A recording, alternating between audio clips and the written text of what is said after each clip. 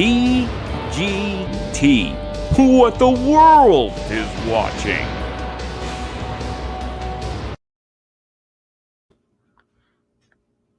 I know what you're thinking. Fuck, it's Phil. It's not Frank. That can only mean two things. One, Frank is boinking his wife. And two, there's going to be a celebrity guest on our show because the last two times I hosted, we had a celebrity. Well, good news, bad news. Bad news is there's no celebrity. Good news is we treat everyone on the show like a celebrity because whether you're an Eric Bischoff or an Evan Polisher and everyone in between, there are no celebrities. They're all equals, and we love everyone on the show equally, except for James Quello. Fuck you, James Quello. The show must go on.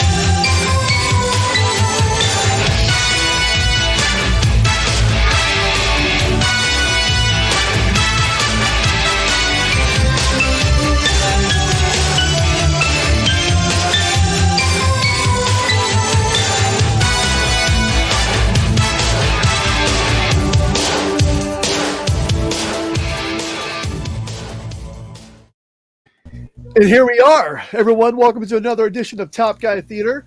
I am your substitute host, Phil Jackson. We also have a handful of other substitute hosts today. First, let me introduce Brandy. Brandy, how are you? I'm doing wonderful, fabulous, downright giddy. How are you? I just rolled into work about 25 minutes ago, so y'all get work attire Phil this evening, my alternate costume, if you will. I'm actually repping one of my favorite wrestlers, the diva from Down Under, Miss Candy Lee. Yes. And that's who I did in tribute to my makeup for today with the pink and the blue. Wonderful, wonderful. Substitute host number one, Mr. Michael McClanahan. How are you, sir? Good evening, everyone. I'm doing great. I hope you can see and hear me okay. I'm repping my ad-free show shirt after a long day of working here in the home office on some single audits, so great to have a break and watch some old-fashioned wrestling. That's what I like just because we are in your office due to a promise with Justin, I have to remind you to clean that fucking office someday. Or let Justin come over to your house and he'll do it for you. Okay, so option number 2 is never happening. So, why not? What if he brings Owen over and you can play with Owen while he cleans your office? I am not the biggest dog. Well, actually, I like Owen. I gotta say, Owen looks like a likable dog. I've never been a huge dog person. I'm more of a cat lover. Well, I'd say Sapphire, you could play with her, but she isn't even like me, so. Adam O'Neill, all the way from Ireland. This is a big treat. Substitute host number 2. I am surprised and ecstatic that you are here. How are you, sir? A big slán to everyone. Yeah, I'm doing fantastic. My weekend off, so I'm just chilling out and can't wait to watch a bit of wrestling. And last and most certainly not least, the number one heel of the Top Guy community, Mr. Eddie Prather. Eddie, how are you, sir? I'm doing good. It's me. It's the guy that had the balls to say, fuck you, Michael Jordan in Chicago. Absolutely. Phil and I were there to witness that. It was a heat-seeking moment for sure. So, Eddie, today we're watching Wrestle War 89, and this is your pick. Can you give us a little background as to why you chose Wrestle War 89? It was the finale of the Steamboat Flair Trilogy, which I found to have been probably the best series of matches at least I've seen in my lifetime. No one can argue with that. It's literally one of the best, if not the best, wrestling trilogies. I might argue John Cena, AJ Styles, but that's just me because I'm a AJ Styles mark. Everyone who's looking up this episode, we're not watching it on the cock. And I know what you're saying, Phil. I'm on the cock right now. I looked up and down the cock, and I'm staring right at it on the cock. Well, ladies and gentlemen, you are looking at the wrong tube. Yes, you are looking at the wrong tube. I think you can find the episode. Just type in Wrestle War 89, and everything else should fall right into place for you guys. And you're looking for the video that's an hour and 34 minutes long. So when you find that video, when you look it up on a certain tube, you're going to be just ready to go ahead and take a gander back in time with us. And if you're interested in other matches from that Flair Steamboat trilogy, go back in our archives with our recent episode with RJ of Ringside Rant. We actually watched the first match of the Flair Steamboat trilogy, and now here we are with Eddie watching the finale, which means that RJ's the jobber and Eddie's going over. Eddie's the top guy and the top heel. So with that being said, is everyone ready? Good here. All set. All right. Everyone should be at 000 on the video that is on the tube that you have looked for. I don't know if I've got my point across yet. So whenever we are ready, Eddie, please give us a countdown. You're on mute, my friend. Eddie, you're on mute, sir. 3, 2, 1, let's go. Turner Home Entertainment. Hey, can I get a time check, guys? Maybe in about 3 seconds. I'm at 10 seconds. I'm at 10 seconds. I'm there also. Who remember? Oh my God, this just takes me back. I remember putting the videotape in from the local video store, and you run through the previews, and then it gets to your open here. Oh my God. My God, the lineup for this, I'm already flabbergasted. This is awesome. Gary Hart. I'm a little befuddled at them calling him Mike Hayes. I don't think of him as a Mike. He is a Michael. But they probably didn't have enough room. When I was little, Gary Hart used to scare the hell out of me. I thought he was evil incarnated. You're not wrong. Absolutely. Was that your inspiration to be the numero uno heel? A little bit Tully, a little bit Gino Hernandez, a little bit Gary Hart. Fair enough. Little Michael Hayes with the promos. Hang on, wait a second. Brady, is this Swastika Ninja? No, this is, I believe, the Great Muta, which is way better than Swastika Ninja. And if you watched any of our AWA shows, you know who the Swastika Ninja is. Unfortunately. The Pearl of the Orient, the Great Muta. So typically, since it's the beginning of the show, Mr. Henry Evingham normally does Map It. And when he's not here, we usually have a pre-recorded Map It. We have neither of those today because I am a complete and total fuck up. But we have the next best thing. Miss Brandy will be bringing us Map It today. Brandy, are you ready to map it? I think I'm ready. Let's map it. Yo ho ho! Hey! Blow me down! Na na na na na. 332 T-Hawk, USS T-Hawk. This is NAVCOM State Dr. Roger, over.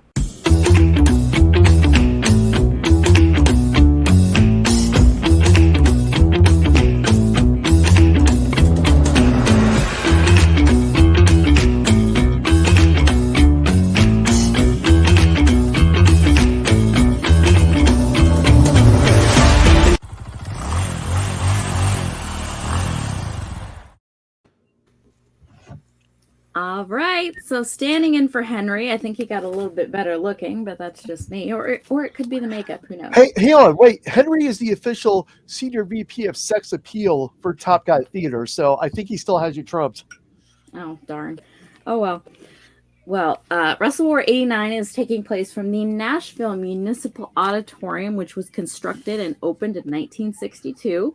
It was the first public assembly facility in the Mid-South with air conditioning. Now, being in the hot and humid South, that is greatly appreciated. And of course, this building is still standing today, which is wonderful. We have about 5,200 folks in attendance here, which is pretty much a sellout for how they have it set up here. It was also home to the WWF No Holds Barred, The Match, the movie, later in 1989. It was also home to WWE's In Your House 2, and it was a fan favorite for WCW as they held numerous events here, including Starrcade 94, 95, and 96, as well as the very final Clash of the Champions in 1997, and one of their very last pay-per-views ever as WCW in Super Raw Revenge. Now, they also had several TV shows, not just pay-per-views here.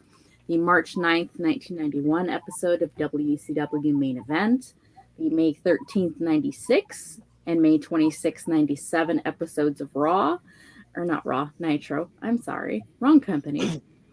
May 28th, 98 episode of Thunder, and most recently we had the November 13th, 2019 episode of AEW Dynamite. Other notable events that were held here, Ring of Honor held their Honor for All event in 2018 here. This was also the site of the very first ever Country Music Awards, CMA Awards, in 1967 before they moved over to the Ryman Auditorium, which is very famous for being the original site of the Grand Ole Opry. Michael Jackson has performed here, Elvis has performed here, and it's also home to the Musicians Hall of Fame and Museum. Now, Masato Tanaka won his very first and only ECW world title over Mike Awesome at the Nashville Municipal Auditorium during an ECW on TNN taping in December of 1999. And TNA held their weekly pay-per-view events here in June of 2002 before they moved to the Tennessee State Fairgrounds. And they also held Slammiversary 2007 and Lockdown 2012, all right here in the rich history of the Nashville Municipal Auditorium in Nashville, Tennessee, Music City, USA. Outstanding. And we talked over a really great squash match from the great Muta. I mean, it showcased all of Muta's high points and hid any negatives that there may be with his style, which is very good. That's how you want to present every wrestler. And you get to see Gary Hart and probably scare a very young Eddie Prather. Can we have a time check, please? We are at 6 minutes and 12, 13, 14. Excellent. Thank you. So, Adam, have you seen this show before? I have not. WCW is weird for me. Like, I haven't seen much of any WCW really, to be honest. Besides whatever's been watched on Top Guy Theater or anything like that. That would be all I kind of watched so far. But I am starting to get into a bit. But yeah, no, I'm not really up to date on like WCW stuff. So I love looking at stuff like this that I haven't watched.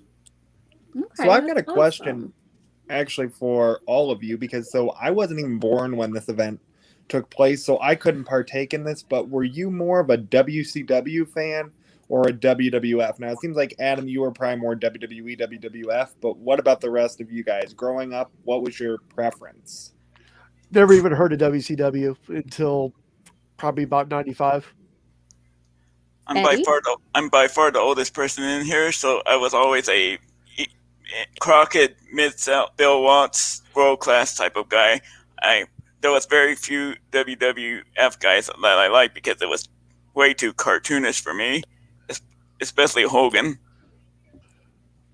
So you were not a Hulkamaniac then, Ed, it sounds like. I was the kid that cheered when Paul Orndorff Poe drove that piece of garbage.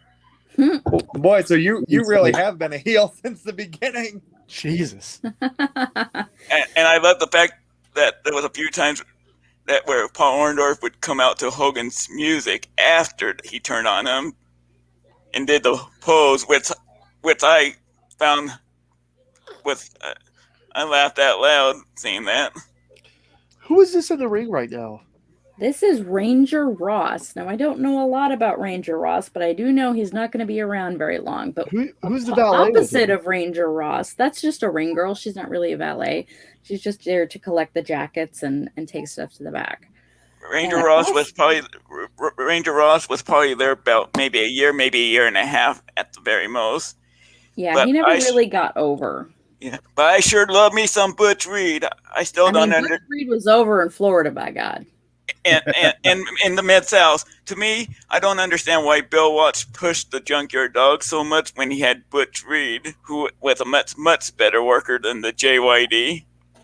True, but JYD was by far much more over with the crowd, like as a whole, as opposed to a Butch Reed. Yeah. I mean, because JYD was over with the kids because they could bark and do the little dance, and over with the general crowd. Butch Reed was definitely more of like the serious, hardcore wrestling fans. Yeah, I was just surprised when the JYD left the area that Butch Reed should have been pushed right away instead of them trying to like go with other guys like the Snowman and other guys that had no business being pushed.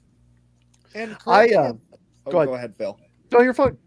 I was just gonna say on the point Brandy made regarding the Junkyard Dog. Correct me if I'm wrong, but wasn't he one of the first individuals to utilize entrance music in Mid-South and really get that crowd engagement going with swinging a dog chain? If I'm remembering that story correctly, I feel like Jim Ross has told us that, and I could be misspeaking, but that's what I believe. Yes, he was, at least in the area. I know that the Freebirds in that area, yes, the Freebirds are kind of wide. Freebirds and Ric Flair are kind of widely known by using entrance music to create an ambiance and really get the crowd going. But as far as Mid-South, I do believe that that's correct, because obviously Jim was there and part of that crew. And JYD really helped bring entrance music to that territory and use it as part of his shtick. I have to admit that I kind of went babyface whenever the Junkyard Dog would come out to Another One Bites the Dust. Great entrance song. Mm-hmm. I have to personally thank Butch Reed. I have 6 children, as I say, probably 28 times per an episode. And there's no better babysitter for my 6 kids than Netflix. So thank you very much, Butch Reed, for making sure my lazy ass has something for my kids to watch 24/7. Didn't Butch Reed create Kryptonite for Superman 2? And what other things did Butch Reed get credit for? Hey, you know what? We actually have a Twitter question, which is odd because I don't remember posting anything on Twitter about a question. But I was looking around Twitter while we were skipping through that first Muta match there with an awesome map it, and I did find a Twitter question here. Let me pull it up real quick. Michael McClanahan asked, I ask every question. I don't really have any questions, but I have to get one in anyway. What does Adam O'Neill smell like? What? Who posted that? What the hell? Money Mike with the burning question. I did not post that. It's clearly on Twitter, sure. and I literally just pulled it up. So clearly you're lying, Mike. But yes, what? Adam, what do you smell like? I don't know. Smell like me, I suppose. More than likely. We've got the second biggest racist in wrestling history in the ring right now, Dick Murdoch, second Captain only Redneck Colonel himself. De Beers. With Bob Orton, who is actually making his return to the NWA at this time, teaming up with also Gary Hart, pulling extra duty here on the show, really working that money. Holy shit. His arm's healed. Yes, imagine It's a that. Bob Orton. He wore that cast for like 20,000 years. I can't believe it.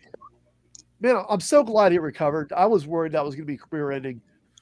You know what I think is interesting on Bob Orton, if you don't mind a quick little sidebar, is think about it this way. He got a cast over for years, and for years it was just the use of that cast, whereas now you see people do like the high spots, and if there's like a lights out match or something, they have to get the, you know, the tables with the barbed wire and that. Think about the in-ring psychology of getting a cast over. And I think that's a question I have for Ed. What did you think of the in-ring psychology that you see at a time like this versus maybe more modern day psychology? Do you have any thoughts on that? The ring psychology back then was a lot better than today's psychology for the most part. There's still some modern day wrestlers that use psychology really good, but most of it's just kind of, today's wrestling is a lot of high spots. They need to learn how to slow down a little more.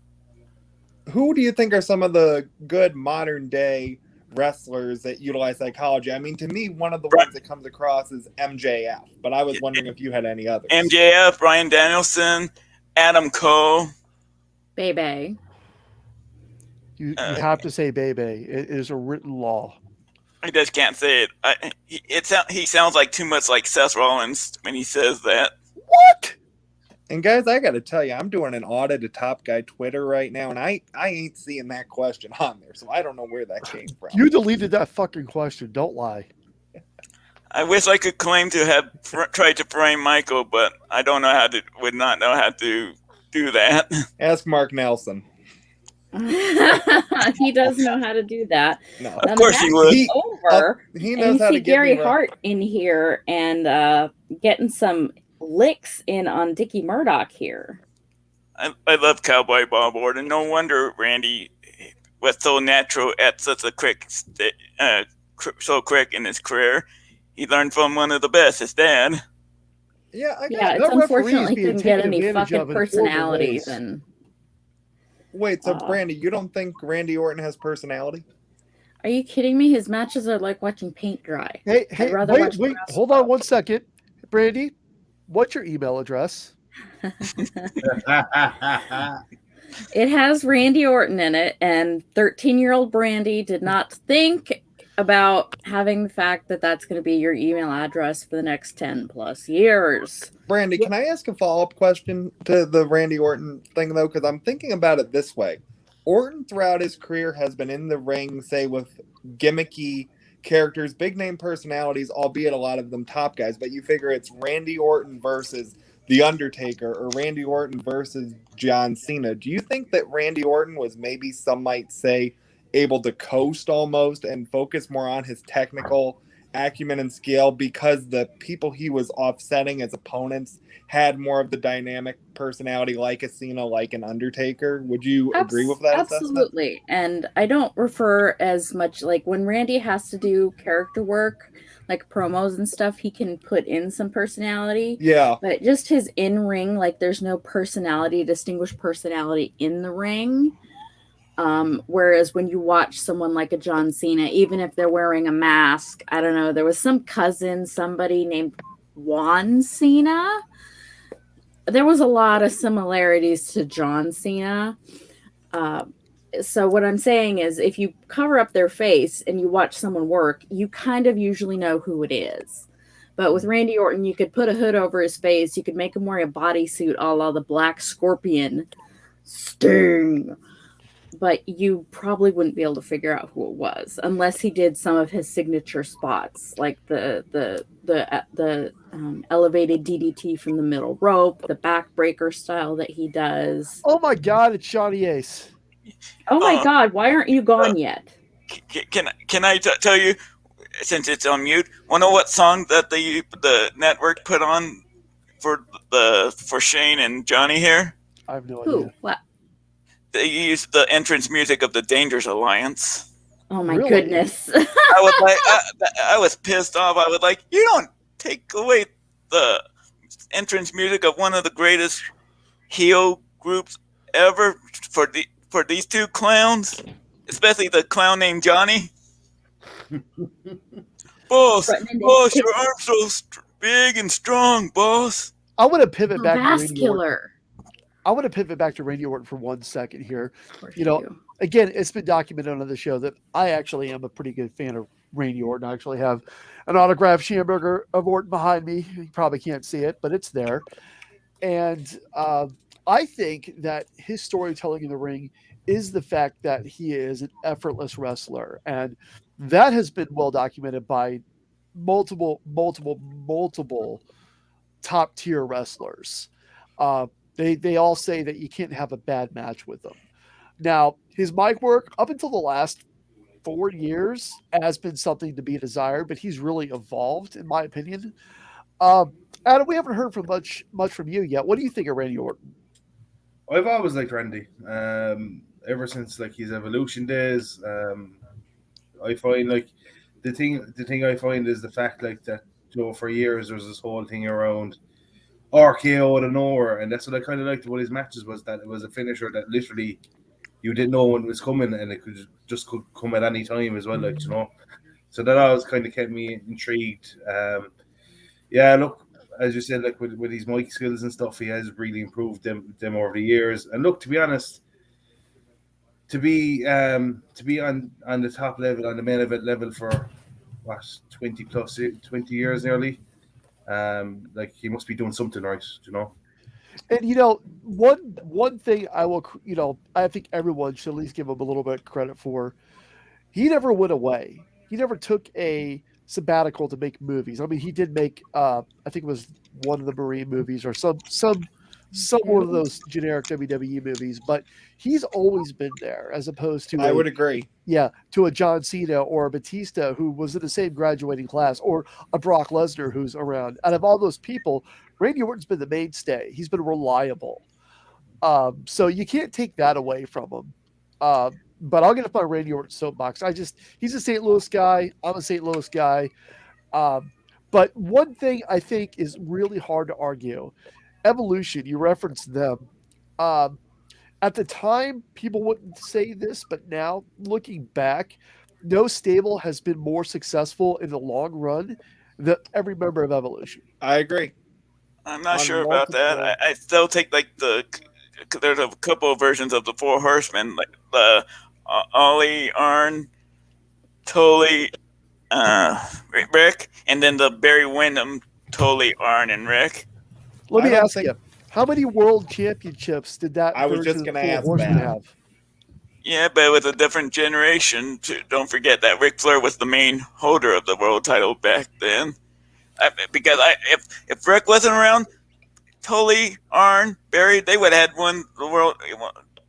They probably would each had won a world title at least once or multiple times, because their in-ring work and their mic skills were so damn good, all of them. I could agree with that. Can I give an analogy here about maybe why that's a little bit different? And it goes back to why the groups were set up. Triple H established Evolution to build stars. Look at Randy Orton and Batista. That was the goal of Evolution. Whereas the Four Horsemen, and I don't know as much about classic wrestling as you individuals do, so you can correct me if I'm wrong, but I think that stable was more set up to be a guard around Ric Flair and around the world title, and everybody in that stable had their role. Like, you have the tag team, you have the mid-card title, you have the world champion. So in that argument, I agree with Ed in that they're two distinct different factions from two different time periods, but I do have to agree with Phil. Overall, in terms of overall success, I think you could argue Evolution is the most, and Randy Orton has the most success in the wrestling business from an in-ring perspective, but look at Flair, Batista, and Triple H from what they've done, even in terms of giving back to the business in other ways. Triple H at NXT, Batista with his movie career, it really was a launching pad. Absolutely. Batista has a movie career? Absolutely, he's part of the Marvel universe. I'll give you the Guardians of the Galaxy movies. That's about it. Dune, he's in the upcoming Dune that's coming out. Dune is a fantastic movie. Dune, that one looks to be good. Yeah. It's got Jason Momoa in that, which everybody knows is like the sexiest thing on this God's green earth. He also had a small but very pivotal role in Blade Runner. the newest Blade Runner, which I'm a huge fan of that series. And I like. just the Wait a line that minute, he wasn't says, that the movie? Didn't Triple H have a small part in a Blade Runner movie, or was No. that a different that's Blade. That's just Blade? Okay, Blade I was 3. confused. That's it. I'm I a was thinking fan. the same way you I'm a were, f- Brandy. I thought they were both in that movie together for some reason. Real quick, I do want to pivot over to something that Eddie said about the four horsemen. And if Ric Flair hadn't been around, then all the other members would have been world titles, world champions. I can agree and disagree with that. Arn Anderson would have been a multiple-time world champion, and to this day would still be world champion because he would just bust a cap, and every motherfucker that tried to challenge him, they would be dead, and Arn would just be world champion forever. And I would like to bring back a line that CM Punk said on commentary on this week's Rampage, I think it was. He said, I think Arn's got a stack of bodies and he did not need a Glock to get them.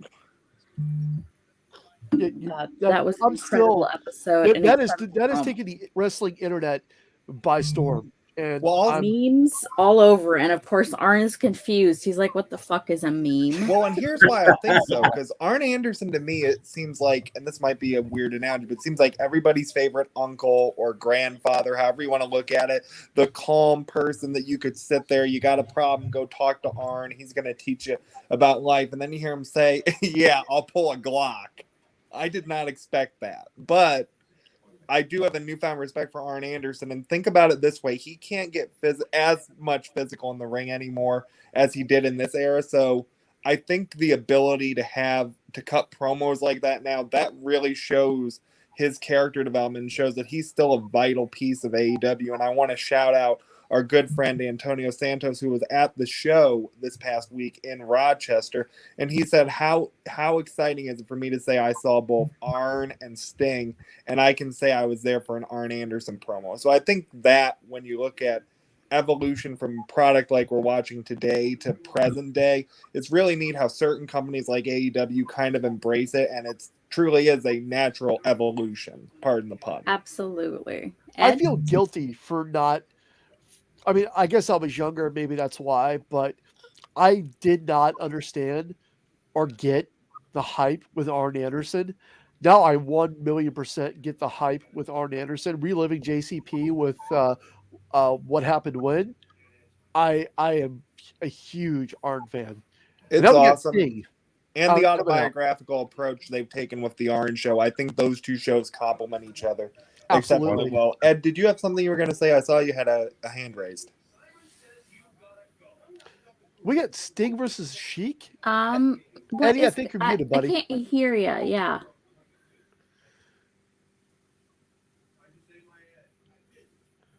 All right, unmute. Hit the mute button again because now it's showing muted. Where's Carl Madick with our Sheik? There. Okay. There we go. There we go. Yeah, I've always been a bigger fan of Arn's promos than Ric Flair's promos. I don't mean to toot my own horn, blow my own horn, but toot, come on, that's a great line. I've been telling everyone, and just like Michael said, Arn Anderson's like everyone's favorite fucking uncle. And I could sit at it, like if I saw Arn at a bar, I would buy him drinks all the live long day until I ran out of money to listen to fucking Arn Anderson stories and to chat with him. Because I mean, he's just so personable. Like, I don't have trouble talking to talent, and I don't have trouble talking to celebrities. They're just people. But out of all the people that I've talked to in the ad-free shows community, Arn Anderson is 100% for sure the person that I felt most comfortable with, because the dude's just, again, like favorite uncle. I think some of you know this already, but Arn holds a real special place in my heart because he was my mom's favorite wrestler. So when I got to meet him at Top Guys Weekends, it was like mind blowing. And little do we know, we were all in danger of being shot. Yep. And what I did appreciate is after we saw the live show with Arn, we got to take pictures, and we all got in line to do pictures and get maybe get things signed by Arn. And after every picture, I saw him tell every single person, thank you for your support. Like, he truly appreciates our contribution, as monetary only as it is. And he's so very, very sweet. And what I enjoy about his promo is you could tell that was not written, that was not planned, and he's telling it just as it comes to him from his heart. But he's not, when some people try and talk from their heart, you can tell when they're stopping to search for words and they're not sure where they're going. There was no hesitation whatsoever. And you don't have to say a lot, and you don't really need to be fancy or use big words. You just have to talk from your heart, and that's how people are going to identify with you. And that's why it's gotten so over, is because he's like, you know what? If somebody tried to open my car door and try and carjack me, I'm going to bust a cap in his ass and spread his brains across the concrete. Now, that's not exactly a politically correct thing to say, probably. But it's that's wrestling. true. That's, if somebody carjacked you, you're either going to say, please don't hurt me and let them take your vehicle, or you're going to fight back. And that's very true and relatable. It would depend on, for me, it would depend on which car I was driving that day. If it was the Nissan, Corvette, they would die. If I'm in my Nissan, I will hop right out and be like, fucking take my Nissan. If I'm in my Camaro, I'm going to bust a cap in that motherfucker. I think relatability's got a big factor in a lot of wrestling in ways people don't even realize. You talk about relatability with promos. You talk about, Ed, I love your story with how Arn was your mother's favorite wrestler. I know I grew to love wrestling because it was time I spent with my grandmother, who has since passed on. I've mentioned that on the show before. That's what I love about wrestling. Everybody's got a story, and it's something you connect to. And that's what I think is awesome about how you have people select the shows on here, is it's stuff that's important to that person. I think I know a little bit about each of your backgrounds in wrestling and what you enjoy. I know Brandy likes the independent wrestling. Phil's a Kenny Omega fan. Ed, I know this is your main era. Adam, I'd love to know, what are some of your favorite eras of wrestling? Well, to be honest, I didn't start watching wrestling until my first ever wrestling show watching was the first ever episode of SmackDown. So it was 99 when I started watching it. So really would have been from around then, like maybe like Joe, from like 2000 to maybe 2004 was my kind of go-to. I kind of fell out with it then after that, because I don't know what it's like over where you are, but in Ireland especially, it's one of them things where it's like, oh, wrestling's fake, it's for kids, so you didn't want to like say that you were a wrestling fan. Yeah, so Adam, you sure? Yeah, you sure didn't miss much of WCW in that time period. Then you're lucky. From what I've heard, that is correct, yes. But yeah, like it wasn't until I actually found that free shows where I could finally, like, I could be like, oh yeah, I actually like wrestling, you know, and yeah, you know, I actually know people who like it. So like, if you don't like it, that's your own business, you know. I get that. Yeah, there's people like, oh, go ahead. Sorry. Yeah. So like I always like obviously over here the way it worked was SmackDown was the show I used to watch. It was on every Saturday morning. Raw, you had to pay cable for. My mom would never get that, so it was literally one of them things where I didn't even have internet, so like I didn't know. The first time I heard of WCW was when the invasion started in 2001. It was the first time I ever heard of them,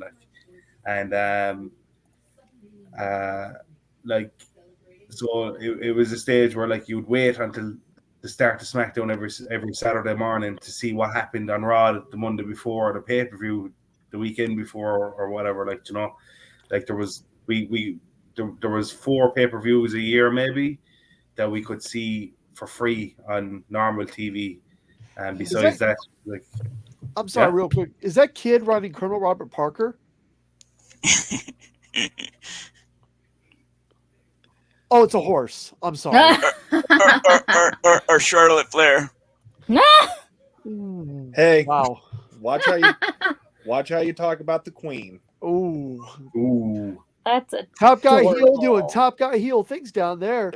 Hey, I actually was digging through Twitter and I found another Twitter question. I'm shocked. I don't think we've ever had more than 2 Twitter questions on the show before. We've never had more than one, so Yeah. 2 is like a record. I know. So let's get this pulled up real quick and see what the Twitterverse has to say here. Oh God. Micah McClanahan. I always ask more than one question for everything ever, and that's a written law. My second question is, where in the world is Frank Bruno? I miss Creamy Bigums. It's been your pleasure. That is such a good question. Our friend Frank Bruno, he is an accountant by trade working for a restaurant group, and he is actually in Seattle, Washington, assisting with a restaurant reopening over there. He's supposed to be joining us hopefully soon, but you know, he's a workaholic just like Money Mike. We had to pry him away from working on a Saturday. He's also working as well, although he's probably getting some time in with the new wife because, you know, anytime to get away, you're in that newlywed stage. I mean, I'm going to Phil on this because he's the only one of us that's married. You know, that's the thing, right? Yeah, I'm just glad he recovered from that severe case of hemorrhoids and he's able to enjoy time with his wife in Seattle. Oh, absolutely. She was incredible during his time of need and assisting him in caring for that particular area, which is not so easy to reach when you're a fluffier person like Frank and I. Sounds Although like that was a I real am pain in the butt. significantly less fluffy. Exactly. Because I did weigh in this morning and I'm officially 35 pounds down. Yeah. Congratulations. So I am so happy. Hey, the good news about Frank not being here is at least we don't have to see the Shawn Michael pose from him. So, ladies and gentlemen, we have on the screen right now, 4th on the card for some goddamn stupid reason that I'll never fathom. The 3rd match in the trilogy, Ric Flair and Ricky the Dragon Steamboat. Holy fucking shit. We are watching history. You know what the thing is? I've never seen this match before. I mentioned that in the comments. I've never watched the Flair Steamboat trilogy. I've seen clips of it. I've never watched all of it. All I have to say about this situation is Jim Herd and I believe George Scott was still the main booker. It was a committee. Committee, okay. So you have a Jim Herd, Jim Barnett, Kevin Sullivan, Eddie Gilbert. Yeah. Was Jack Petrick still involved? Was Jack Petrick involved, or was that? No, I don't think Jack was in yet. Was this pre George Scott then? Because I think this may have been pre George Scott. Bill Watts is part of the committee. They had interviewed him to be booker, but they ended up sticking with the committee. And I believe they're going to stick for it for at least another 6 months. And I don't think Watts took over as booker until after the Jim Herd era, which we're still in because of the time period. You know, I think you forgot somebody in there. Dave Meltzer has attended every booking meeting ever in the history of booking meetings because he always has the inside scoop. So, you know, make sure next time you FDM. Which I'm going to agree with because when I was trying to prepare for my segment, Tell Me Brandy, Dave Meltzer does not have any content from 1988, 89, or 90 available online. So yes, fuck you, Dave Meltzer, for not putting that up there for me. Hey, just fuck you in general. Hey, yes. I also got another new shirt, not FDM, but how about FBP, F Bruce Pritchard. What? Well, yes, because our girl Lindsay, Top Gal Lindsay, the killer queen of ad-free shows, was at SmackDown this past Friday in Baltimore, and she brought cupcakes with Bruce Pritchard's face on them, and he did not come to collect his cupcake bounty. So yes, fuck you, Bruce Pritchard, for missing out on Lindsay's cupcakes. Spinning off the... Oh my God! Did you guys notice that the one guy everybody cheered for when what's his name? Matt Cardona was yelling F you too. The only person that they cheered was when he said fuck you, Bruce Pritchard. Yes. because I had actually made a joke. I was like, well, maybe if we're lucky, you know, we can get Bruce to get Conrad to record a little 30-second video for us for Top Guy Weekend. And they opened Top Guy Weekend with this video montage, and you've got messages from Arn, from Eric, from Tony, and then they say a message from Bruce Pritchard, and the whole room goes wild. File can't be found. Son of a bitch. No, That's it said funny. WWE has prohibited. Something like that. And Something it like was, that. the booing was out of control when that happened. Because, fuck, you got us. Looking back on that with Matt Cardona coming out and motherfucking every single host, it made me think of how hardcore Matt Cardona is. And, you know, he may very well be at the top echelon of deathmatch because if He you're is in the there, king of the deathmatch, if you ask him. I say this because if you're in there, motherfucking Arn Anderson, Oh. you're risking getting shot. Mhm. I was going to jump the stage there. You know, I actually have a good question, a follow-up question on Cardona, because it kind of goes back to what we've been talking about this whole show with this era and the concept of organic promos and people that got over organically. Could you make the argument that Matt Cardona and his drive and initiative, he may be one of the most underrated superstars Yes. that's gotten over organically and really had a character evolution from you look where he was at with Edge heads in early 08, 09, the whole internet revolution in 2011, and 10 years later, we're still talking about him, and he's reinventing himself in a new way, still using what's relevant. How much of that do you think goes to him, and how much of that do you think is creative? I'd love to get That's your input. 100% all on him. 100% Matt Cardona.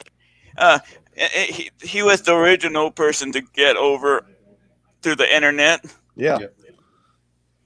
Absolutely. Look at Ricky and Because Flair if in the you ring. look at They're telling a story right now. They're looking at each other. They're feeling each other out. They know each other's moves from the last two matches. They're telling a story here right now just by the way they're pacing around the ring. I love it. absolutely. I wish I could find clips of their matches back in the 70s. Right. If only those existed, because during this era, if you went to an NWA house show, these guys didn't just wrestle the Trilogy. These guys worked in every town, every night, for weeks and months on end. So they were able to make everything different. Was there a guy more smooth than Ricky Steamboat in the ring? It's Absolutely hard to, not. Maybe Randy Orton could be the modern day. I mean, of this era, I think nobody was more smooth than Rick Steamboat. That I can agree with. But overall, people say Dan O'Brien's the best wrestler in the world, and that seems to be a really popular opinion. I say AJ Styles because I've never seen a bad AJ Styles match. And I could kind of see that. Yeah, his matches, I can't. He made Baron Corbin in a match look fantastic, and Corbin went over in that match. And it was a great match. AJ also made 5 moves Cena look good too. You know, so I've said this before. John Cena, AJ Styles, SummerSlam, one of my top 5 of all time. Which is available in the Top Guy Theater archives. And you'll see me mark out the whole fucking episode. Absolutely. It's actually the only time Phil's quiet. Marking out like the women did back in the 70s during a Tom Jones concert. Yes. Oh my God, that was my grandma. I mean, literally just shy of throwing his underpants at the stage. Like literally just this short of throwing his underpants at the screen. That was my grandmother's favorite singer, Ed. I love you for bringing that up. Tom Jones. She just loved And speaking of Tom Jones, Dirk Manning, which is the author of the #1 selling comic book on Amazon, Butts in Seats, the Tony Schiavone story, actually was a part of karaoke and kind of reworked the words to a Tom Jones song for our good pal Tony. He serenaded Tony. That was fun. He serenaded him. That was a lot of fun. And if you have not yet pre-ordered Butts in Seats, what are you doing? I did it yesterday. It's going to be incredible. On Amazon. Yeah, people have asked me what I want for a housewarming gift, and I said I have everything except for maybe the Butts in Seats. And we are hoping that this episode puts some butts in seats, and you guys check this out along with everything else in our archives. But I do want to take a moment to just kind of peek into the future a little bit. We do have some fantastic upcoming episodes. Next week, we have the return of Swoggle, and we are going to watch Halloween Havoc 1999, and we're going to tear that son of a bitch apart. After that, we have longtime friend of the show. He was on the 4th episode, right after my debut, Barat. Barat, All of yay! Barat. And then after that, ladies and gentlemen, we have a huge surprise. And I cannot wait. Brandy can tell you, have been beaming and gushing and pushing for this for a month and a half. And we can't wait to bring it to you. Absolutely. I mean, we've promised you in the last few weeks, we've promised you some pretty big surprises. We delivered with the Podfather, Conrad Thompson. We delivered with Josh Chernoff, which is coming up next to be dropped next week here on Top Guy Theater. We've also got upcoming the host of 83 Weeks, Eric fucking Bischoff, and he tells you all about his experience on Top Guy Theater on the latest episode of 83 Weeks. And if you want to join us on Top Guy Theater, if you're only a Toot Toot or a My Push or even an enhancement talent, or hell, you just know of ad-free shows from Twitter, contact Phil. We would love to have you on the show. We love building our little community, getting to know each other, and getting to watch wrestling together, like this great match between Ricky Steamboat and Ric Flair. So contact Phil either on Twitter or on the email that's scrolling across the bottom here. We can make it happen. You don't have to with you. You don't have to send nudes, but it does help. Free advertisement. Exactly. Ed, yeah. They're Ed, both wearing their Top Guy shows. You and I are wearing the same shirt tonight. Absolutely. Quarterly, we do get a t-shirt as part of ad-free shows if you're My Push or Top Guy. And this quarter, it is the NWA logo theme, which is the symbol of excellence. If you're an early adopter of ad-free and you joined at the beginning, we are up to 6 shirts. We are close to having one for every day of the week. And as a matter of fact, if you add in the shirt from Top Guy Weekend, I have a shirt for every day of the week for ad-free shows. You know, I'm not going to lie. I said I'm in the home office, and one of the beauties of working from home is some days, you know, that business suit and all that crap I sometimes got to wear. On days I work from home, it's the ad-free shows attire. I absolutely love it. Yeah, buddy. Can we go? Oh, go ahead, Ed. Can we go back to the Iron Sheik Sting match? Sure. Who in their right mind thought it was a good idea to hire a 120-year-old Iron Sheik who could barely move? What the hell was that? You know what? I wouldn't fuck with Iron Sheik right now. Fuck the Iron Sheik. He ain't gonna humble nobody anymore at his age. I wouldn't chance it though. And this will be Bring it on, Iron Sheik. One of this the will be best Ed's final appearance on Top Guy Theater as tomorrow the Iron Sheik shows up at his new apartment. Hey, Iron Sheik. Oh my god. Oh my. Oh my. But you know, just to go back on the ad-free shows, and I don't mean for this to sound like a shill, so I apologize if it comes across that way. But you know, I was thinking, and I was prepping for this today after working. You know, I was an early adopter of ad-free shows from the Toot Toot level, and I kind of stayed there till about this time of the year when I switched to upgrade to My Push and Top Guy. And I'll tell you, it's one of the best non-work related decisions I've ever made because of what it's brought me personally. You know, you sign up for the podcast, but you stay for the people. And I know that sounds cliche, but it's true. And I joked earlier about like people like Mark Nelson and that, but I got to say, he's one of the best people I've met. All of you are. I've met so many wonderful people that have become additions in my life because of ad-free shows. And for that, I'm grateful. I mean, I've been looking forward to this all day. So I know that probably comes across like a shill, but I don't mean for it to. It just kind of goes back to the whole sense of we've got something special here, and unless you're a part of it, you don't really realize it. So, we're watching Ric Flair go ahead. I'd be right back. I have to go take an Iron Sheik. Oh my. Oh my. We were just watching Ric Flair take a patter outside, and now he's getting that Greco-Roman knuckle lock, which never easy for you to works. say. You're always going to get kicked in the gut.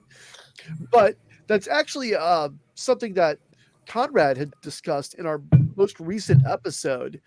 Conrad said one of the goals of ad-free shows was to make shows like Top Guy Theater happen. And the fact that shows like us exists make him supremely happy. And that makes me happy. And that makes me want to go shill for ad-free shows even more. Conrad, I'm grateful for the checks in the mail. Conrad, I'm grateful for everything you've done. And we will continue to shill mercilessly in your favor, sir. Wait, Phil, you're getting checks for this? Shut up. I did not say that. I'm kidding. Well, as Adam O'Neill's shirt says, you a lie, but we're not going to talk about that. Phil, I'm like joking with you. The thing about it is, like, you know, a lot of people would sign up because you get these awesome Zooms with all these personalities, and that's great. That is brilliant. Like, you know, it's great to be able to chat to these type of people, but at the end of the day, until you sign up and you realize how much of a friendship you gain with other people, like people just don't understand, like, you know. Yeah. And it's just unbelievable. And I think that's more important now than ever, especially you look at the shape of the world, and not to get political by anything, but just the shape of the pandemic and everything. It's great to have that support network that sometimes extends outside your own family. I mean, I have a very good job that I absolutely love, but it can be very stressful, and it's nice, honestly, during parts of the day, if I need a laugh, I know I can open Twitter and I've got a group of friends that are going to say, they're going to say something that are going to make you laugh, but you can also have serious conversations if you need to. So I think it's having that network. It's kind of like a Flair Steamboat in that it's the perfect connection. It really is. Mm-hmm. Speaking of serious, Eddie, you came back really fast, so I have a very serious question for you. Did you wash your hands? Yes, I did. Good. Sure. Yes, I did. Did you sing the Yankee Doodle song? I'm not an animal. That's the song you're supposed to hum or sing when you wash your hands. I'm not from AJ Styles part of the country. Oh. You saying rednecks don't wash their have hands? Heat with me, sir. Don't you dare disparage the good name of AJ Styles in my presence. Okay, so what's gonna happen here, Phil, is Iron Sheik's gonna put Ed in the camel clutch, and AJ's gonna give him the calf crusher. Yes. There you go. Double submission, baby.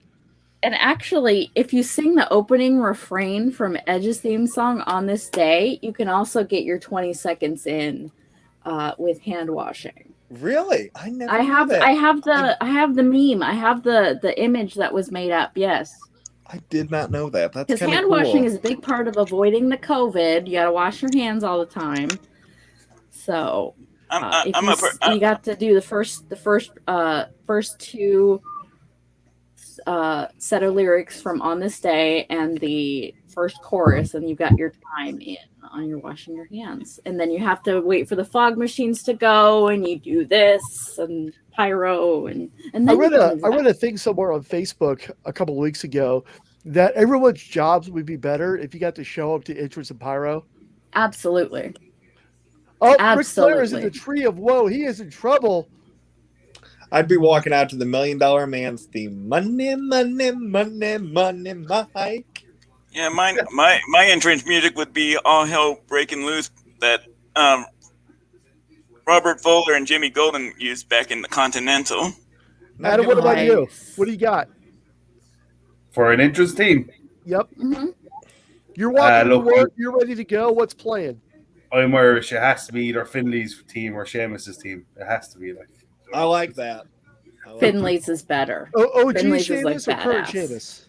Yeah, Finley, the little bastard's daddy. I think Finley, I love the fight. That you just need that phrase going over and over in the background. My name is Finley, and I love to fight. I could see that. For the team song, or just Sheamus in general. Yeah. So you're walking into work.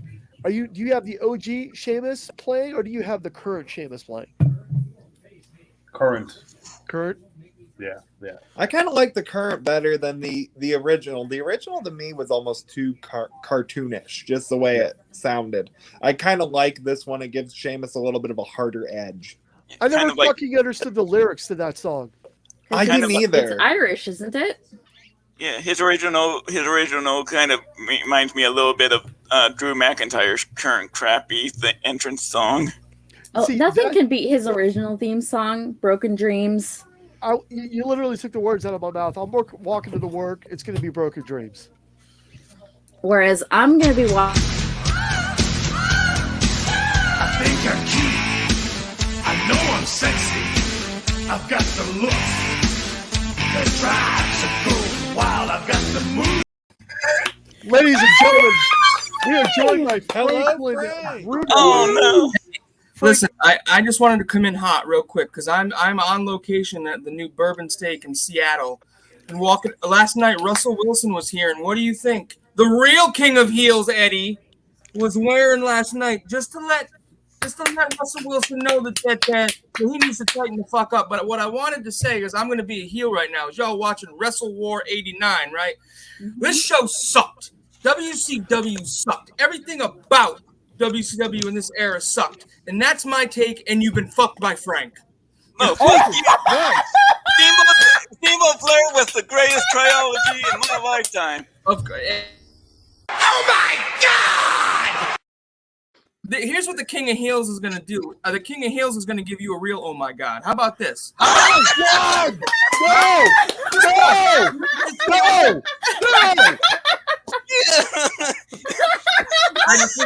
I'm blinded. I'm scarred for life. Eddie, I wanted to come in and say hi.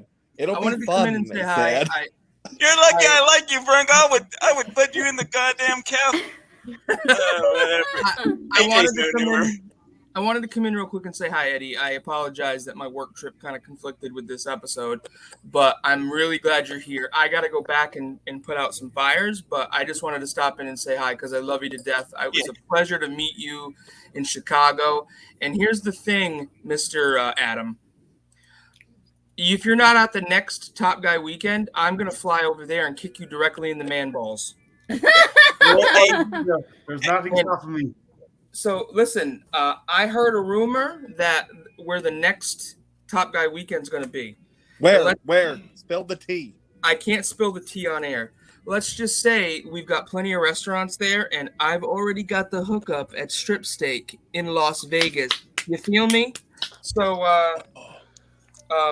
let's keep that on the D to the L. But I love you all, and I will talk to you soon. Hey, Frank. Yeah. Seriously, in my most serious tone, my condolences to the Titans' loss tomorrow. Let me tell you something. If they lose to the Jets, I'm going to come find you. Bring it on. I already shitted on the Iron Sheik and AJ Styles today. Frank, he's been hot. Yes, it's really good to see you too. And as a fellow accountant, I feel your pain about the constant work. I wanted to join tonight to get out of doing a few single audits that I put off till tomorrow. Brother, let me tell you something. Yesterday, my day started. I got up at 8, but I was in the restaurant in the office at 9:30 a.m. and I did not walk out of this building until 2:30 a.m. this morning. I believe it. So I am exhausted and I cannot wait to go home. So I don't blame you. I hope everything's going well though with the new restaurant. It is. I mean, Warren Moon was here yesterday. Like Warren Moon, Russell Wilson, Sierra.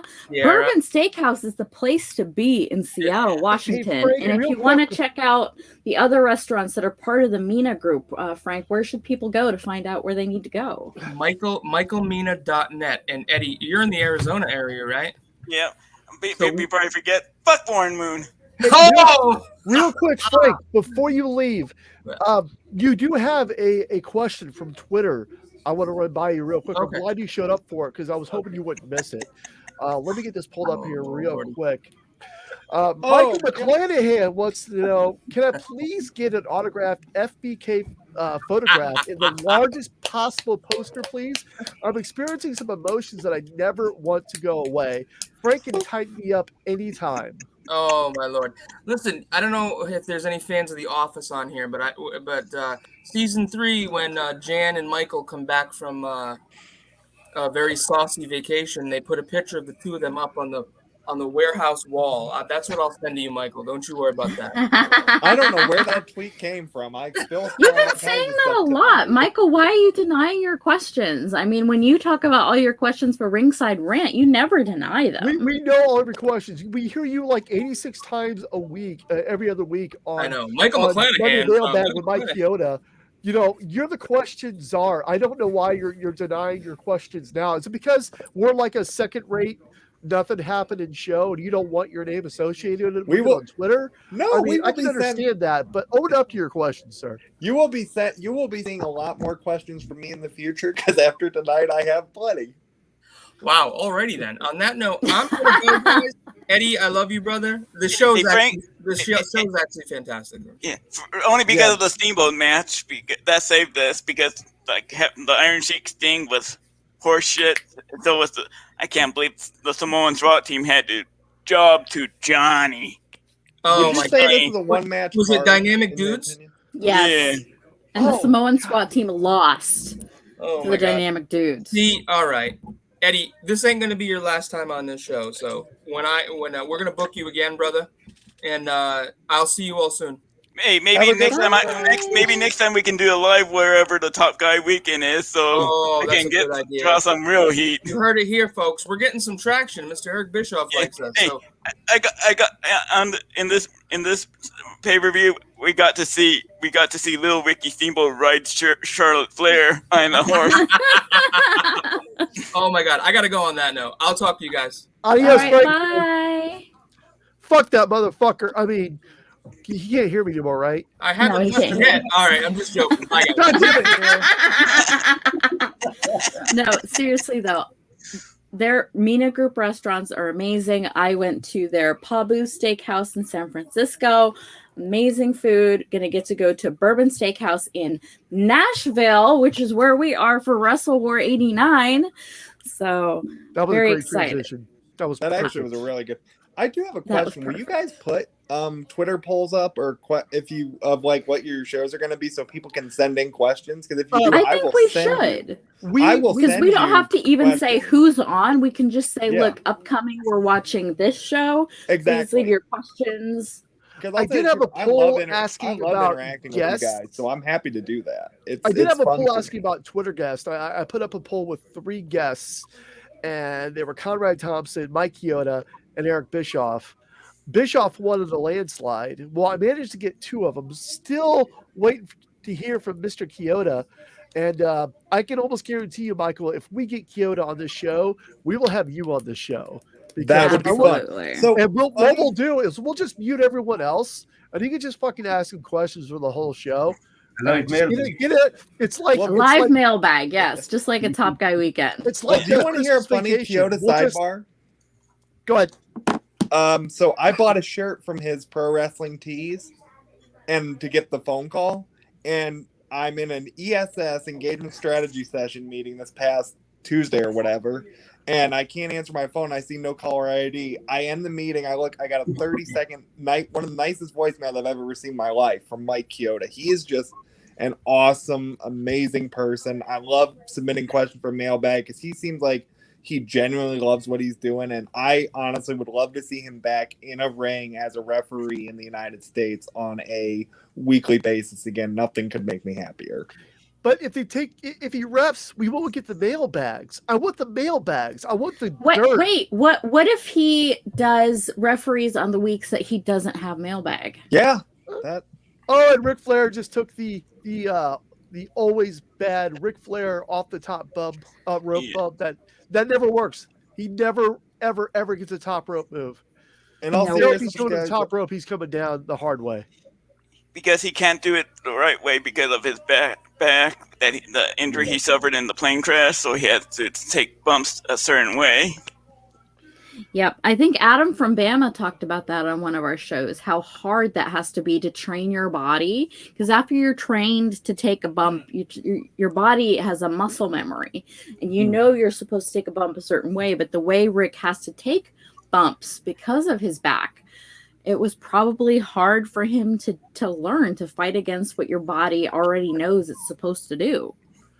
Speaking of training, by the time this episode drops, our Josh Chernoff episode would have dropped, and we actually learned that Josh spent some time in WWE developmental, and that is a great listen. So make sure you guys catch that.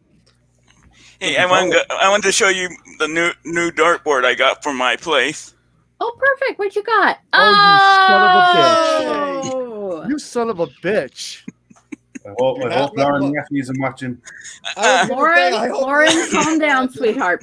Lauren, yes, no, you cannot borrow Arn's gun. You cannot borrow Arn's gun. Wow. Well, this escalated quickly. That just shows you that nobody's safe. No, nobody is safe. No.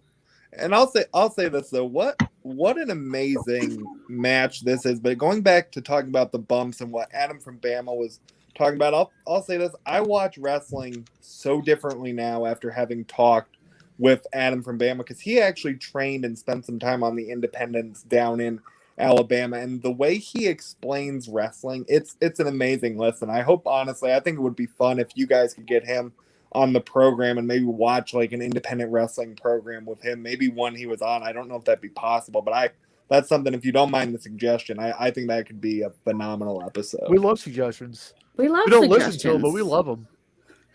I think they do. I know he shared a few YouTube links that he was part of, so I don't think it would be that hard to find. Yeah, I just thought that'd be interesting. I really do. I mean, I think it's interesting to learn, and it's like you say, it just changes the way you watch wrestling, but Absolutely. in a good way. I'm getting some messages right now. They're probably from Lauren about what she's going to be doing to me. Yep. I'm sorry. I already told her she can't borrow Orton's gun. So. It's your funeral, buddy. That woman is 5 feet of fury. I would avoid her at all costs. I hear you got a 28-3 chance of survival. No, that was the Atlanta Falcons survival rate. I like how you mentioned that with two Patriots fans on this as well. So that's absolutely great. This match, believe it or not, despite all the shenanigans, I have been watching this match, nonstop, and the story in this ring. I mean, now they're working on the knee, the leg, and he's working up for that figure 4. This match is just amazing. I can't believe I've never seen this. And absolutely, quick peek behind the curtain here too, Phil, if you don't mind. It's interesting that we're having this reaction to the match, and you figure we're watching so we can have the discussion. No sound, no commentary. Kind of reminds me of something that another one of our good Top Guy friends, Revenar or Doug McLeod, said on about watching AEW live. He said it was the first wrestling show he attended where he didn't feel like the commentary element was missing, because you could see the storytelling in the ring, and I think this match is another prime example of that as well. Absolutely. Two of my top 5 matches of all time involves Ricky Steamboat. This one and the Ricky Steamboat Savage WrestleMania 3 match. WrestleMania 3. Yes. I gotta actually share this story while we got Steamboat on the air. I can't believe I forgot about it. My first house show I ever saw in 2009 from Hershey, Pennsylvania, had a match on it. I think it was the pre-intermission match. Went about 20 minutes between Ricky Steamboat and some young kid nobody knew by the name of Drew Galloway, who became What the fuck Drew ever happened to Drew? McIntyre. Who did that guy ever beat? It was the coolest thing that I can tell people. I saw a match between Ricky Steamboat live, and when you look what Drew McIntyre is doing now, that to me is just an awesome little. I mean, it's important to me because of my first show, but I just thought I'd share a little sidebar. That's awesome. Drew McIntyre is the living proof that it's okay to get fired by the WWE. He got the chance to go build himself the right way and came back, and look at him now. So all these guys that were released by the WWE, just do what Drew did. Go work your butt off, and if you work yourself, improve and stuff, there's a chance you'll be back in the big leagues. And I'll tell you, Drew's got a phenomenal biography book that kind of walks through that. I think it's called The Chosen Destiny, and it's also available on audiobook as well. That I really enjoyed the audiobook of it. Drew reads the story. It's awesome. You told me there. Drew reads it. I'm here for it. It's really good. The difference between now and when Drew was released is AEW. When Drew was released, AEW wasn't even an idea. And now, there's an alternative. But you don't want to overload on AEW either. No. I'm not saying that at all. But what I mean is there are more than enough options available. There's I won't say equivalent to WWE, because AEW still has a long way to go to consider themselves on that level. But there is a top tier level competition for WWE available, but there's also TNA, which is currently a gateway to TNA is currently a gateway to AEW. There's New Japan Pro Wrestling. There's so many Mhm. companies right now that are working in tandem, working together, that you're going to get exposure. And not And- even these larger promotions with mainstream exposure. You have so many independent promotions that are working with AEW. You have DeFi Wrestling out of the Pacific Northwest. John Moxley just showed up on their show and challenged for the October 9th show coming up, which I will have a preview for on the Last Word on Pro Wrestling. And Ric Flair's the winner, by the way. Mutual respect Absolutely. going on there Mission between Pro Wrestling Steamboat out and of Flair. Texas, which is Thunder Rosa's promotion. Ooh. So many independent promotions that they're able to work and be part of AEW, and the indie scene is thriving. You can go out there and you can work your ass off and show WWE just exactly what they're missing if you work hard enough, and you got to really put in the work. But there are tons of places for you to go. Impact is on its way up. We just talked to Scott D'Amore at Top Guy Weekend. There are so many options. It's a great time to be a wrestling fan because it's all at your fingertips. You can find stuff at any price point on the internet for you to watch, no matter what kind of wrestling you like. If you like old school wrestling like Eddie, you can find NWA. Exactly. You can find any kind of wrestling that you're looking for. Yeah. And it's just at your fingertips. I think we can agree that the only place that can maybe come close to paying what the WWE pays money wise is AEW. From a monetary although the other perspective, options are probably more short term options than long term. I think Brandy makes an excellent point, and this is another thing I want to say about the AFS community just as a whole. Is I've been exposed in such a good way to so much new wrestling through the people I've met. Like, to me, it was always WWE than AEW. But I'll tell you, one of the coolest things that we did just as a Twitter group one time is we sat around and watched the Omega and who was he facing, Brandy? The match he had in Mexico where Flair came. Oh, in Mexico with Ray Phoenix. Yeah. Yep. Or no, it was the Andrade match, wasn't it? That was it. Andrade El Idolo that had one. Ric Flair in his corner Yep. against Kenny Omega with Don Callis. Yes. And that was super fun. And that was the first Mexican wrestling from Mexico that I'd watched. And it was so neat. And it's something That was, I believe, Triple Mania. Yep, Triple it Mania. was. It was triple mania. And I remember I would not have seen that had it not been for the people that I've met. So again, it just shows how it's really, we're building wrestling networks in more ways than we realize. Phil, I do want to piggyback on something you said, if you don't mind.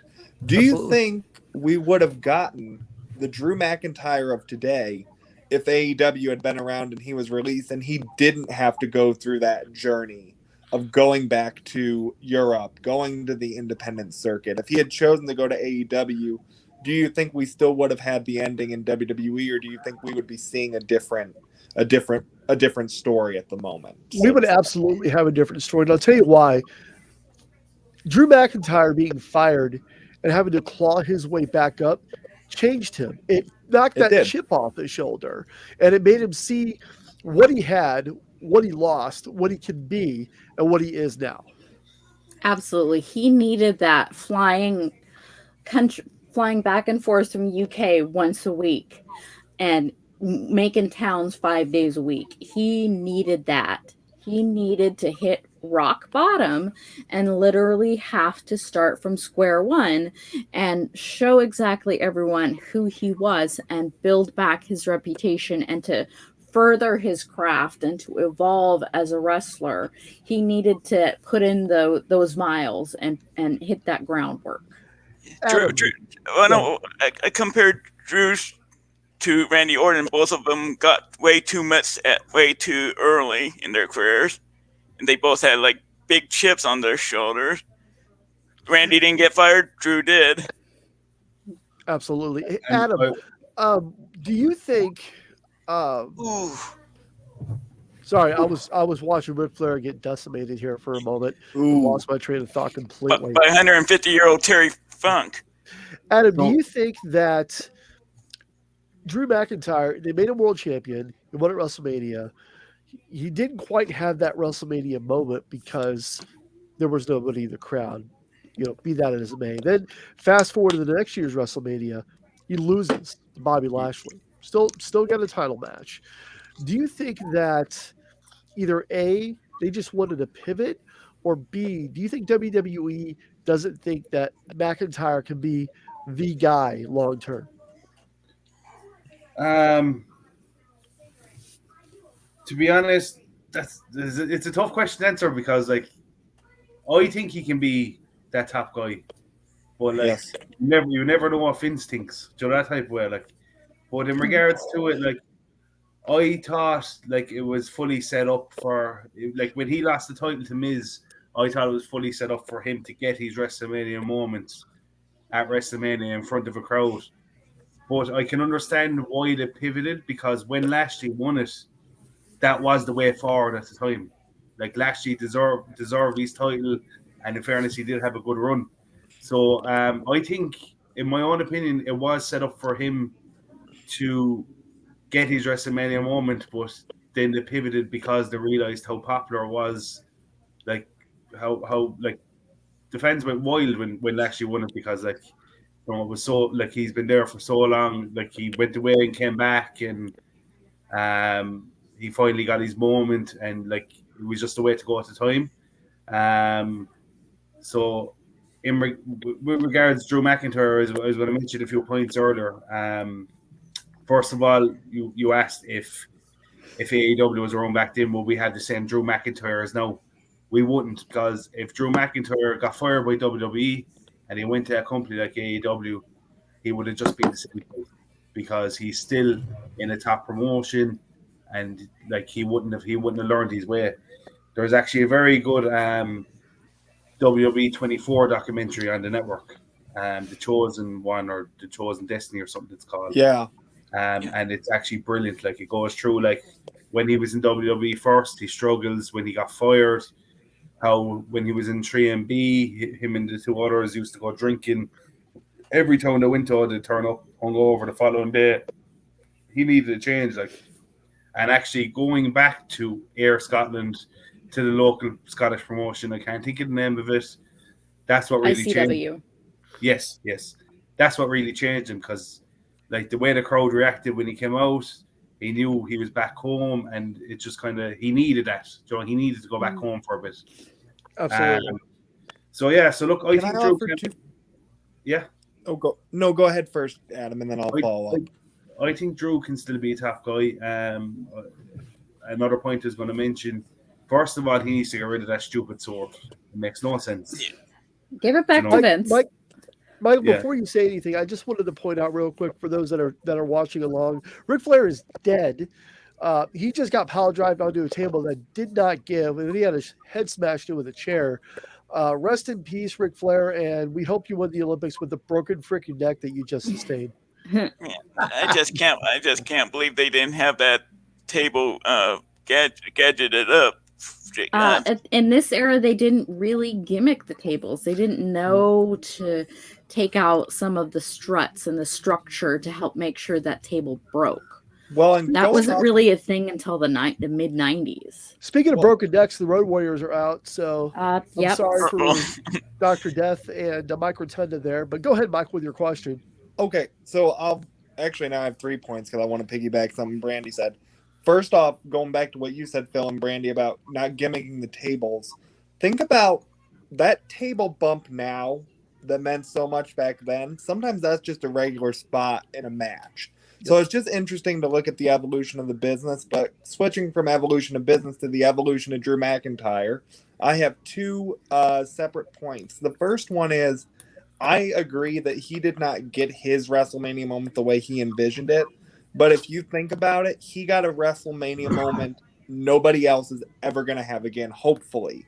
Because even though it was taped, even though it was pre-recorded, he can say that he won a championship in the COVID era. And he even acknowledges that on the WWE 24 documentary. You know, what happened the WrestleMania the year the world stood still? And I think the fact that it didn't come full circle at this year's WrestleMania might not be a bad thing, because if you think about it, we've still got a redemption story that can be rewritten, and maybe in maybe not this year at 38, but I would say next year WrestleMania in Hollywood, or maybe you do it this year at 38. Why don't you rewrite it, have McIntyre win the Rumble again, but instead of facing Lesnar, we do Roman Roman and McIntyre, because it's a different Roman Reigns than McIntyre's ever faced before. So I think the door's open there for McIntyre to still do good business, and I think he deserves a lot of credit, as do the Baileys of the world, the Sasha Banks, the characters that during the pandemic were the driving force behind the product, because that could not have been easy to perform with no crowd. So I just wanted to kind of insert my 2 cents there, but that's just kind of how I view the Drew McIntyre thing. But I agree with everything you said, Adam, and I hope what I said there made some semblance of sense. And that was my final point as well. Was now, after last night, after him being drafted to SmackDown, bring on McIntyre and Reigns. That could be a fun program. Absolutely. You said Bailey and you said Sasha Banks. You didn't say Charlotte Flair. Michael, what's wrong with you? Interesting that you would bring that up, and there's a valid reason. Charlotte Flair does not, first off, need to be recognized because she is the queen and everyone knows it. But she was also absent for the bulk of the pandemic. Yeah. But I think when you judge Charlotte's character, you look at her versatility of being able to go down to NXT and really help the women there. And she had a pivotal role in WrestleMania as well, I know, and he's a very polarizing figure. But Jim Cornette himself has praised the Charlotte Flair-Rhea Ripley match from Mania 36 as probably being the best in-ring match on the card. You can see Charlotte's really got, to go back to today's topic, she's got a lot of her father's instincts in her and a lot of his ability to tell a good story in the ring, and she is the queen and always will be. And Eddie. The one weakness he has is her promo skills. To me, that's what keeps her from being the queen. Is that she's as good as any woman in ring work, but her promos are. I could actually agree with you there, and I actually won't argue that, but I'll say this: how much of that is WWE's scripting of her versus her being able to go out and cut a genuine promo? Because it's interesting. Because I am such a Charlotte Flair fan, I listen to her on interviews and on podcasts, and she has a completely different presentation and demeanor. And I actually think if maybe they stripped away some of the character and almost did in some ways a reset, if you let her tell that real story that has been told on podcasts and about her life, I think you could not only have a good heel, but you could get a true babyface run. Because I will say this, in her current incarnation, Charlotte's a stronger heel than a babyface. But I think if you really let her run with her story, there's something there. There's some untapped potential we haven't seen. I think her promo skills as a baby face were a lot better than her promos as a heel. I just think she tries to be her dad too much. I think she'd be better off long term as a baby face, be her own person and not be like her dad. I kind of agree, and I mean, that can't be any child of a famous wrestler. That is an unenviable task because you are immediately judged no matter how you look at it. You look at even somebody who's brand new, like Brock Anderson, new to the business. He's always going to be compared to his dad, right, wrong, or indifferent and stuff. But I will say this. I mean, we can critique Charlotte's promo skills, but I think in terms of children and their parents who were wrestlers before them, I think she is in that Randy Orton category of they have carved out their own niche and their own legacy. Charlotte's still 5 years into her career and early on. I agree with you that I mean, to me, she'll always be a babyface, but that's just me being me. But I think there's some untapped potential there, and I'd be curious to see if she ever did try to go to AEW. I don't know why she would, because she is used very well in WWE, but I would be kind of curious to see that, and this might even be a comment that could get me a little bit of heat. But if you look at AEW, to me, that's more sink or swim than WWE, because there you've got to come up with your own content, whereas WWE, Charlotte Flair is a focal character. She's a primary character on the program that probably Vince has a lot of involvement in, or Bruce does, or the writers. Whereas in AEW, I'd be curious to see what she did on her own. And I'm still a big fan of her, but I agree with you, Ed, in that I think there's some development. I'm not sure if I would trust the AEW women's division. Look at what just happened the other night. They jobbed Thunder Rosa out to a very green Jade Cargill, for Pete's sakes. There is an option for that. I mean, Thunder Rosa made Jade look very good in that match, a lot more advanced than what she is, and she's getting over. People either hate her or they love her. There was a sign in the crowd that she flipped off that's a very iconic photo. There's a reason behind pushing someone, even if they're not as skilled in ring. Absolutely. The point in using someone like a Thunder Rosa, just like they put a legit Layla Hirsch a few weeks ago, is it's someone that can make that person learn and help them grow. Yeah, but if they better be turning Dr. Brett babyface, because I don't want to see a Dr. Brett Jade match. Both heels. One of them has to be. They won't.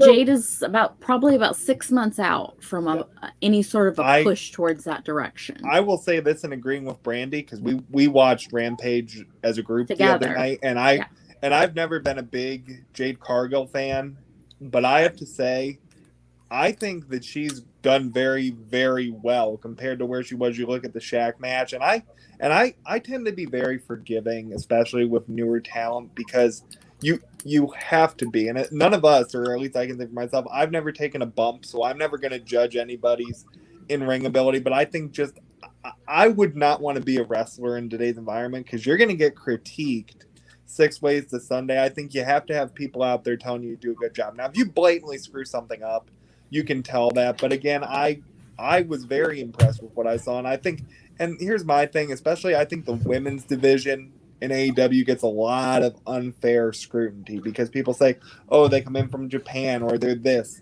They're not, I'll say this, they are not WWE, but to me, that's a good thing. It's a differentiator. I'm all for learning new things. I think that's the thing when looking at these wrestling products in general. Like, and this show tonight's a prime example. I never saw this. I think it's the open-mindedness is the best way people can approach wrestling. And I wonder if you guys have any thoughts on that, but I think that is Absolutely. the key to looking at wrestling nowadays, is approach it with an open mind and realize that everything has a role. Mm-hmm. Every style, every person has a role. This business has room for everybody, and this fandom has room for everybody. So you just have to try things on and see what you like. Yeah. Experiment. Look at a show like an AEW Dark or Dark Elevation, or even a Dynamite, where there's different styles and different presentations for you to kind of pick and choose and see what you like. Now, it's okay not to like something. That's totally fine, totally valid. But it's important to at least try it out. I would have Red Velvet and Jade both on the YouTube one, the Dark and the other one, for at least for a year before I had brought them up to the big TV show, just to get them to not to be so green. You see, and that's a valid point, Ed, but I just kind of want to counterpoint it a little bit. See, what you're talking about there would be almost like a developmental territory, like an NXT. I think to me, that's one of the things I like about AEW is they do kind of, for lack of a better term, throw people into the deep end of the pool, or in Brandy's case, the deep end of Lake Michigan, to see if they can swim, because it's a way for them to get for a mainstay audience. And I think for me, part of the fandom is you're seeing the evolution of these characters. You're seeing the in-ring evolution. And for those of you who don't know why I was joking with Brandy about Lake Michigan, she told me that's where she learned to swim.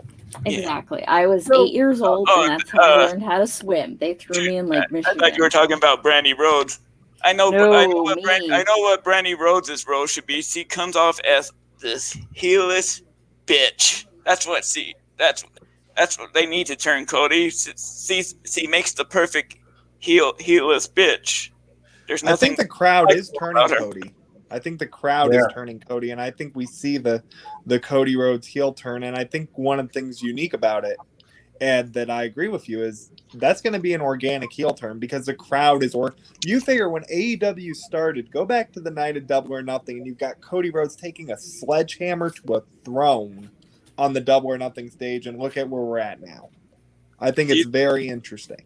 Do you think they're going to turn Dustin when they turn Cody? No, because the crowd loves Dustin. Yeah.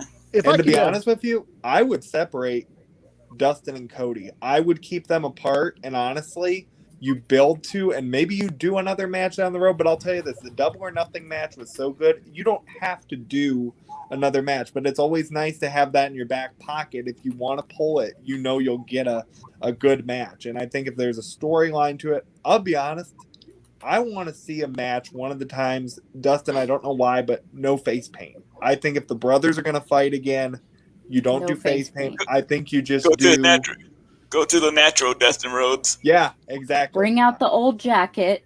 Yes. I mean, he may not be comfortable wrestling in trunks, but yeah. If I could, go ahead. All right, so if I could pivot back to the women's conversation for just a moment, I feel like the term Rosa jobbing out to Jade Cargill is definitely not the term you should use. It's not who goes over, it's who gets over. And Rosa gets over in every single match she is in. And I don't think it's hard to argue that Rosa is the absolute best in-ring competitor they have in the female roster. That's not taking it away from somebody like a Layla Hirsch or a Hikaru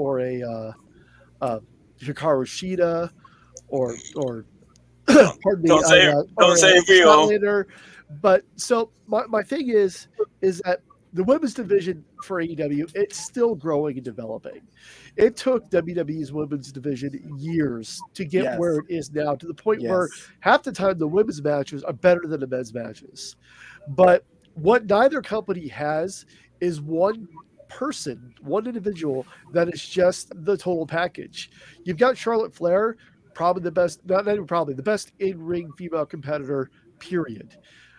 You've got Becky Lynch, who is the absolute best person on the mic in the women's division. You've got, she draws in, whether she's a heel or a face, she draws you in with what she's talking about. Yes. You got Sasha Banks, who is the absolute measuring stick for anyone in a match. If you can't have a good match with Sasha Banks, you can't have a good match. You've got Bayley right now, who is 100% a better heel than she ever was. Oh, as yes. A face, yes. And she I has did not opened expect up. That. There is no one individual that is a total package in the female division, whether it's AEW or WWE. But that's what makes it diverse. You can rather like somebody that's better on the stick, like a Becky Lynch, than someone that's better in the ring, like a Charlotte Flair. You can like someone who's more presentation based, like Hikaru Shida, versus someone who's better in the ring, like a Thunder Rosa. It's all a matter of taste and perspective. Do you think? I don't think the only one I think that can work as a babyface and the women's division in the WWE is Becky. Sasha, natural heel, Charlotte, natural heel. She could be a good babyface, but it's hard to tell because she didn't have a real run as a babyface. I would say Bianca's a natural babyface as well. Yep. Bianca's a heel. I will tell you, and again, this might be hard to argue, or this just might be my opinion. I think the female wrestler with the biggest it factor in wrestling, period, either company, is wow, why can't I think of her name? It took me a minute. It blanked out. Rhea Ripley. Yes. She draws you in. Maybe she's not the best on the mic. Maybe she's not the best in the ring. But when you see Rhea Ripley, it's like the person that walks in the room. When Rhea Ripley comes out, you stop what you're doing and you just go, who it's the hell airport is this? test. Yeah. If someone like that is walking through the airport, every head is turning. But I'll tell you why. It's because that's Rhea Ripley. Like, that's not a character. Like, I've listened to, she was on, like, I think it was Chasing Glory's podcast with Lily Garcia, and again, you hear the story, and it's like, what you see there, that's her. And it's amazing, because I think she's actually younger than I am. So for her to have that career, it's like MJF. It's like MJF, and to me, MJF is the complete package in AEW, because he can go in the ring, and he can also go on the mic. I mean, and sidebar conversation, but he's like what we watched tonight. Old school wrestling, in that he wants that heat. He lands in Rochester and says, this place doesn't have a thing going for it. Let me tell you, I've been to Rochester. I would not be saying that than walking around where that arena is. You're not going to have a fun evening. And we have a winner in this match. I hope we have a talk. We paid attention to. that was a vicious. God, that wasn't even a soft chair shot. That was a shot to the head, bar none. Danny Spivey never did anything soft Nope, at all. not a day in his life. He was a very dangerous individual in the ring. And if you've ever watched Broken Skull Sessions with the Undertaker, he has a great Dan Spivey story. Absolutely, I do remember that one. Does it involve a backstage fight between him and who is it? Adrian Adonis, where you flat out beat the living shit out of Adonis. Dan Spivey is not a guy I would want to be on the bad side of. Though then again, probably about 98% of pro wrestlers in general I want to be on the bad side. There's none I want to be on the bad side. Yeah, of. I might have gotten myself on the bad side on a couple guys tonight. You know, we were talking way back earlier in the episode about learning from different wrestlers and like who educated us in the business. I don't remember. Was that you, Michael, that was talking about? You know, who kind of showed us the ropes of wrestling and kind of opened it up. Yes, that was me. So I'll tell you what, and this is very recent for me. I look at tag team wrestling so much different now because of FTR. I agree. They were at Top Guy Weekend, and it's not just because they were at Top Guy Weekend. You listen to them break down a match. You watch their matches. By the way, their new interest music is a throwback to the Midnight Express, which is fucking phenomenal. But you listen to them break down a match. You watch their in-ring psychology. They are, bar none, probably the best all around. I won't say best for certain things, but they're all around the best tag team in wrestling right now. They're the only tag team that had been a tag team in the 70s, the 80s, and even into the early 90s when the tag teams were probably had the best. When the tag team division was so deep. Well, and you know why that is because and I hope this makes sense the way I say it. They're a tag team. They're not two wrestlers put together to have a tag team match. And there is a difference. And when you look at them, they truly show that. And they've talked openly about that on some of their discussions on ad-free shows, which are, to me, when we watch the tag team wrestling with Arn and Tully, that is a not-so-secret hidden gem of a Zoom event. If you see that and you're not a top guy, you need to upgrade because that is a master class in wrestling. We had, and it's not a secret because it's in the archive, we had Aubrey Edwards, AEW referee, join the Zoom just to listen to that discussion. And she was taking notes. I caught her as she snuck in because I remember on Twitter she said she was going to check it out and I was watching for her. She snuck in. I was like, "Hey, it's Aubrey Edwards," and she's like, "Yo, what's going on?" And then never said anything else for the rest of the Zoom. I was like, "Yes, I got something out of her though." Oh, we lost our guest.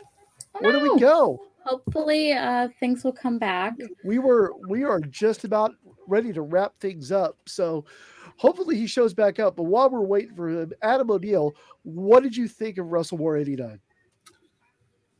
It wasn't for me, really, to be honest. I didn't really like it. I kind of watched over a good bit of it. I think obviously the title match saved it. It was one heck of a match from what I've seen. And it would make me interested in watching the other two matches. But overall, no, not for me. I didn't like either the fact that the title match was on so early. It's like, obviously, that should be the main event. But no, not for me, really.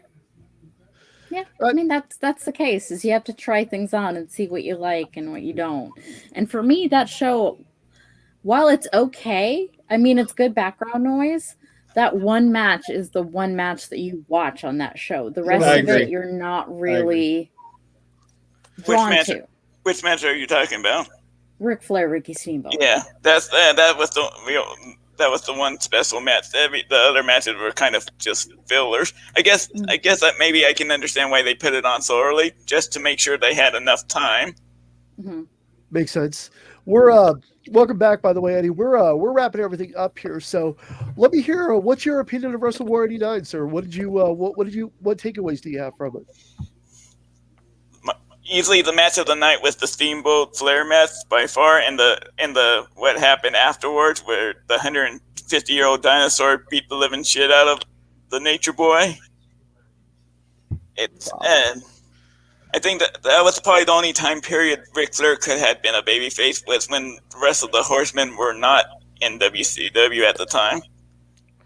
And the worst match of the night, to me, it's a two-way tie between the Samoan SWAT team jobbing to Johnny and Shane, which I guess the Samoan SWAT team probably knew by that point that they weren't going, how they're going to get treated in WCW. And the other match that was horrible was the Sting Iron Sheik match, which I still don't understand. Who the hell hired the Iron Sheik? Should have been fired. Ladies and gentlemen, this will be the last time we ever see Eddie Prather ever. Iron Sheik is probably on his way right now. Rest in peace. Every episode from here on out will probably not be in memory of you because you're such a fucking heel and you have it coming. I just kick him in the hip. He has 2 bad hips. What's your takeaway, sir? What did you think of this? Well, Phil, first I got to say I'm a little surprised. You told me on Twitter we were watching a Flair match, so I was getting ready for the best of Charlotte Flair. But, sorry, I see the jar of lube right off the corner there. You're fully prepared. Sorry, bad joke. But first I want to say thank you so much for having me on as a guest host and a guest contributor. Very much, always enjoy it. Wonderful to spend a Saturday evening with you guys watching some, I call this like old school wrestling, and it's not something that I have a lot of familiarity with, so I absolutely loved it. I would agree with all of you that it was a one-match card in Flair Steamboat, but I'll say this. I've been on the show, fortunate enough to be on the show 3 times, and I think this is the most engaging conversation that we've had so far, and it stems from topics like this that you can, kind of shoehorn looking at the past to see modern day. So my takeaways were phenomenal evening, excellent Flair Steamboat match. Thank you so much for having me. This was awesome. Anytime. Brady, what you got? Wrap us up. It's always a good time to sit down and watch wrestling with your friends. I encourage more people to do it. I encourage more people to do it with us. But I honestly wish I could have been listening to the commentary because Bob Caudle and Jim Ross are on the call. So I think if you go back and watch this, watch it with the commentary too, because they're going to help paint.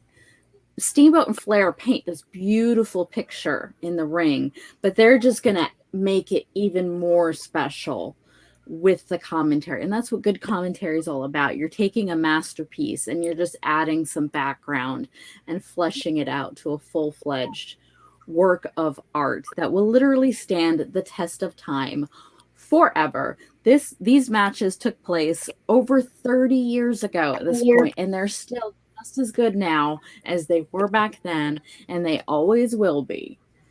And until next time on Top Guy Theater, we will see you very, very soon. Hey, thanks for letting me come on and join you guys. Oh, of course. We will definitely have you guys have become my family. My mom was my wrestling buddy, but I was lacking a wrestling buddy until I joined ad-free show. So love you guys. Love you too, bud. Back at you. This is probably the most time I've been able to spend with you on a Zoom, and I got to say this was awesome. It was really neat to pick your brain because you bring a whole different perspective than I'm used to because of the wrestling that you grew up watching. So this was a ton of fun. I'm probably in the 5 oldest people in ad-free shows.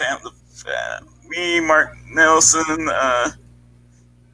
Anthony Pires, Rosenbaum, Josh Rosie, yes, Coach Rosie, and then Amy and Doug, I think are elder statesmen. We'll use that word. I'm on the youthful side. Yeah, shut your mouth. Ricky Steamboat was Michelangelo. Flair was Da Vinci. Well, guys, I think that about wraps it up for us this evening. We got some great stuff coming for you down the pipeline. Can't wait for you to see it. Don't miss this episode. Don't sleep on any of our archive episodes.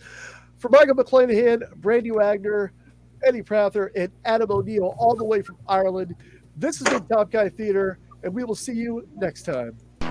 14 WrestleManias. A leg drop, an elbow smash, a body slam. Are you ready to fight? One. Who will survive?